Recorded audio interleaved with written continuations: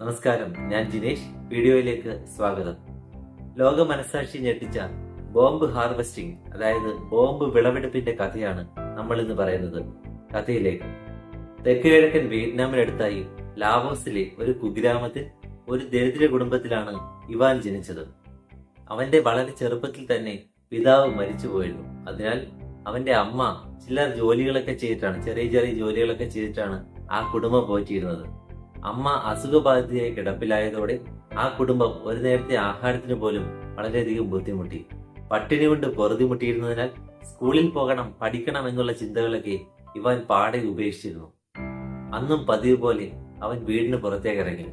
വീടിനുള്ളിൽ ഇരുന്നിട്ട് പ്രത്യേകിച്ചൊന്നും ചെയ്യാനില്ലായിരുന്നു. ഒരു നേരത്തെ ആഹാരമെങ്കിലും കിട്ടുമെങ്കിൽ അതാവട്ടെ എന്ന് കരുതി അവൻ നേരെ തൊട്ടടുത്തുള്ള ഭക്ഷണശാലയിലേക്ക് നടന്നു. ഭക്ഷണശാലയിലെത്തി ഭക്ഷണശാലയിലെ ഉടമയോട് ഒരു നേരത്തെ ആഹാരം തരണമെന്ന് അവൻ അപേക്ഷിച്ചു. എന്നാൽ തനിക്ക് ഭക്ഷണം വെറുതെ നൽകാനാവില്ലെന്നും വിലപിടിപ്പുള്ള എന്തെങ്കിലും വസ്തുക്കൾ വീട്ടിൽ നിന്ന് കൊണ്ടുവന്നാൽ താൻ ആലോചിക്കാമെന്നും അയാൾ മറുപടി പറഞ്ഞു. പട്ടിണിയും പരിവട്ടവുമായിരിക്കുന്ന ദരിദ്ര കുടുംബത്തിൽ എന്താണ് വിലപിടിപ്പുള്ള സാധനം? അവൻ പതിയെ പുറത്തേക്ക് നടന്നു. അങ്ങനെ തൊട്ടടുത്തുള്ള തരിശായി കിടക്കുന്ന പാടത്തിലൂടെ അവൻ അലക്ഷ്യമായി നടന്നു. ആ നടത്തത്തിനിടയിൽ അവന്റെ കാൽ എന്തിലോ തട്ടുകയും ഒരു ചെറിയ ശബ്ദം കേൾക്കുകയും ചെയ്തു. അതൊരു ലോഹപദാർത്ഥമാണെന്ന് അവന് മനസ്സിലായി. കൗതുകം കൊണ്ട് അവനെടുത്ത് കയ്യിലെടുത്ത് നോക്കി.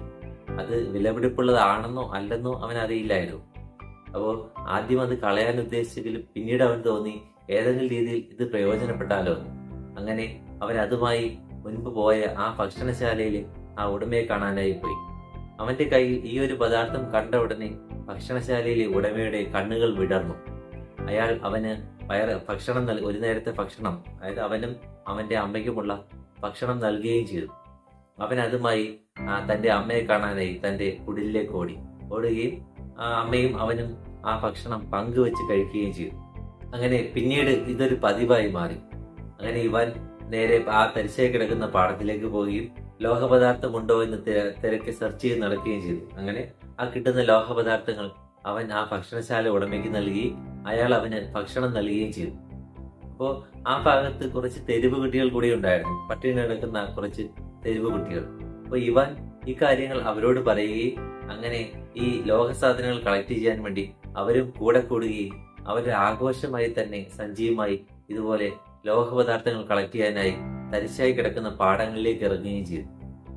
അങ്ങനെ പതിയെ ആ തരിശു പാടത്തിൽ നിന്ന് കിട്ടുന്ന ആ ലോഹപദാർത്ഥം അല്ലെങ്കിൽ അതുപോലെയുള്ള ലോഹപദാർത്ഥങ്ങൾ അവരെ സംബന്ധിച്ച് നാണ്യവിളയായി മാറുകയായിരുന്നു. ഫലത്തിൽ അതൊരു വിളവെടുപ്പ് തന്നെയായി മാറി. രാവിലെ ഭക്ഷണവുമായി ആ ഒരു സഞ്ചിയും എടുത്ത് ഈ കുട്ടികൾ തരിശു പാടത്തിലേക്ക് പോവുകയും ഇത്തരം പദാർത്ഥങ്ങൾ കണ്ടെത്തുകയും ചെയ്യുന്നു. അതുമായി ഭക്ഷണശാലയിൽ ചെല്ലുന്നു. അവർ ഭക്ഷണം നൽകുന്നു. ഈ പതിവ് ആവർത്തിച്ചു വന്നു. അങ്ങനെയുള്ള ഈ ഒരു യാത്രക്കിടയിൽ ഒരിക്കൽ അവർ ഒരു കാലില്ലാത്ത, ഒരു കണ്ണിന് കാഴ്ചയില്ലാത്ത, സംസാരിക്കാൻ വളരെ ബുദ്ധിമുട്ടുള്ള ഒരു വൃദ്ധനെ കണ്ടുമുട്ടി. അപ്പൊ ആ വൃദ്ധൻ, ഇവരുടെ കയ്യിൽ ആ ലോഹപദാർത്ഥം ഇരിക്കുന്നത് കണ്ട ആ വൃദ്ധൻ വളരെ അവ്യക്തമായി പറയാൻ ശ്രമിച്ചു, നിങ്ങൾ അപകടത്തിലേക്കാണ് പോകുന്നത്. എന്നാൽ പട്ടിണി മാറ്റുന്ന എന്തും ആ കുട്ടികളെ സംബന്ധിച്ച് നിധികളാണല്ലോ. അങ്ങനെ അവർ അത് കേട്ടതായി ഭാവിച്ചതുപോലുമില്ല. ഇതിങ്ങനെ തുടർന്നുകൊണ്ടേയിരുന്നു. അങ്ങനെയുള്ള ആ ഒരു ലോഹപദാർത്ഥത്തിന്റെ വിളവെടുപ്പിനിടയിൽ ഒരിക്കൽ ഇവാൻ വയലിൽ ഒരു പതിവിലും തിളക്കമുള്ള ഒരു പദാർത്ഥം ഒരു വസ്തു കണ്ടെത്തി. അവൻ ഓടിച്ചെന്ന് അവനത് പുറത്തേക്ക് എടുക്കാൻ ശ്രമിച്ചു. എന്നാൽ ചെളിയിൽ ആഴ്ന്നു പോയതിനാൽ പുറത്തേക്ക് വരാൻ വളരെ ബുദ്ധിമുട്ടുണ്ടായിരുന്നു. അങ്ങനെ പുറത്ത് ഒരു ലിവർ പോലെ കണ്ട ഒരു വസ്തുവിൽ അവൻ ആഞ്ഞു വലിച്ചു. പെട്ടെന്ന് ഉഗ്ര ശബ്ദത്തോടുകൂടി അത് പൊട്ടിത്തെറിക്കുകയും ഇവാൻ കുറച്ച് മാംസകഷ്ണങ്ങളായി ചിതറിത്തെറിക്കുകയും ചെയ്തു. ഈ ഭീകര ദൃശ്യം കണ്ട മറ്റു കുട്ടികൾ അലറി വിളിച്ചുകൊണ്ട് പാടത്തിന് പുറത്തേക്കോടി.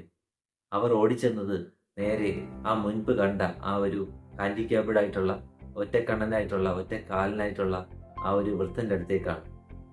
അവർ വളരെ വ്യക്തമായ ഭാഷയിൽ അവരോട് കാര്യങ്ങൾ പറഞ്ഞു മനസ്സിലാക്കി. നിങ്ങൾ ഇത്ര നാളും വിളവെടുത്തുകൊണ്ടിരുന്നത് വെറും ലോഹപദാർത്ഥമല്ല, ശരിക്കും ബോംബുകൾ തന്നെയായിരുന്നു.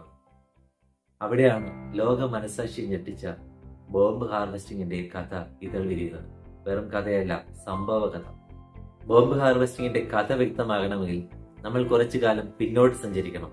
കൃത്യമായി പറഞ്ഞാൽ 1960കളിലേക്ക്.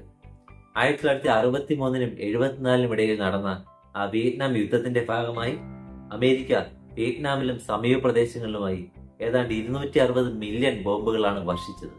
അതിൽ തന്നെ 30% പൊട്ടാതെ കിടന്നു എന്ന് പറയുമ്പോൾ വളരെ കുറച്ച് നിർജീവമായി പോയി.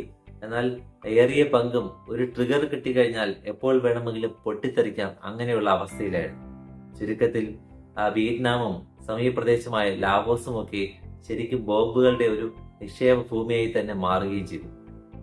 ഇങ്ങനെ ബോംബ് വർഷിക്കപ്പെട്ട പ്രദേശങ്ങളിലെ ഒരു ഭാഗം സീൽ ചെയ്യുകയും അതുപോലെ ഓസ്ട്രേലിയയിൽ നിന്നുള്ള ബോംബ് നിർവീര്യമാക്കുന്ന വിദഗ്ധരെത്തി കുറെയൊക്കെ നിർവീര്യമാക്കുകയും ചെയ്തു. എന്നാൽ ഏറിയ പ്രദേശത്തും ഇതുപോലെ ബോംബുകൾ ചിതറിക്കിടന്നു. പിന്നീട് കുറച്ച് കാലങ്ങൾ കഴിഞ്ഞ് സ്വാഭാവികമായിട്ടും ബോംബുകൾ വീഴുകയും ഈ ഒരു അവസ്ഥയിൽ യുദ്ധത്തിന്റെ ഭാഗമായിരിക്കുമ്പോൾ പട്ടിണിയും പരിവട്ടവും ഒക്കെ നിത്യസംഭവമാകുമല്ലോ. അങ്ങനെ അമേരിക്കയുടെ ബോംബ് വർഷത്തിന്റെ ഫലമായി വിയറ്റ്നാമിലെയും കംബോഡിയയിലെയും അതുപോലെ നേരത്തെ പറഞ്ഞ ലാവോസിലെയും ഒക്കെ ഒരു വലിയ വിഭാഗം ജനങ്ങൾക്ക് ജീവഹാനി സംഭവിക്കുകയും കുറച്ച് അവശേഷിച്ച കൂടുതൽ പേരും ഹാൻഡിക്യാപ്ഡ് ആവുന്ന അവസ്ഥയിലെത്തുകയും ചെയ്തു. അങ്ങനെ പട്ടിണിയും പരിവട്ടവും ഒടികുത്തി വാണ വിയറ്റ്നാമിലെയും സമീപ പ്രദേശങ്ങളിലെയും ജനങ്ങൾ അവസാനത്തെ അത്താണി എന്നുള്ള നിലയിലാണ് ഈ പറഞ്ഞ ബോംബുകളുടെ അവശിഷ്ടങ്ങൾ കണ്ടെത്തി അതെടുത്ത് വിറ്റ് തങ്ങളുടെ പട്ടിണി മാറ്റാൻ ശ്രമിച്ചത്. പട്ടിണി കിടന്ന് മരിക്കുന്നതിനേക്കാൾ ഭേദമാണല്ലോ ഇത്തരം ഒരു ഗാംബ്ലിംഗ് എന്നതായിരുന്നു ഈ പറഞ്ഞ ബോംബ് ഹാർവെസ്റ്റിംഗ് ഇറക്കി തിരിച്ച ആളുകളുടെ മനസ്സിലെ ചിന്ത എന്ന് പറയുന്നത്. അപ്പൊ ഇതിൽ നിന്നും ജനങ്ങളെ പിന്തിരിപ്പിക്കാൻ ഗവൺമെന്റ് വളരെയധികം ശ്രമിച്ചു. എന്നാൽ അത് വിജയം കണ്ടില്ല. കാരണം പട്ടിണി മാറ്റുക എന്നുള്ളതാണല്ലോ ഒരു മനുഷ്യന്റെ അടിസ്ഥാനപരമായ ആവശ്യം എന്ന് പറയുന്നത്. ഏതാണ്ട് 30 വർഷത്തോളം വിയറ്റ്നാമിലും സമീപ പ്രദേശങ്ങളിലുമൊക്കെ ഈ ബോംബ് ഹാർവെസ്റ്റിങ്ങും അതിനോടനുബന്ധിച്ച ജീവഹാനിയും അംഗവൈകല്യവും ഒക്കെ തുടർന്നു വന്നു. പിന്നീട് കാലങ്ങൾക്ക് ശേഷം 2007-ൽ ബോംബ് ഹാർവെസ്റ്റിംഗ് എന്ന പേരിൽ തന്നെ ഒരു ഡോക്യുമെന്ററി പുറത്തിറങ്ങുകയും അത് ലോകശ്രദ്ധ പിടിച്ചു പറ്റുകയും ചെയ്തു.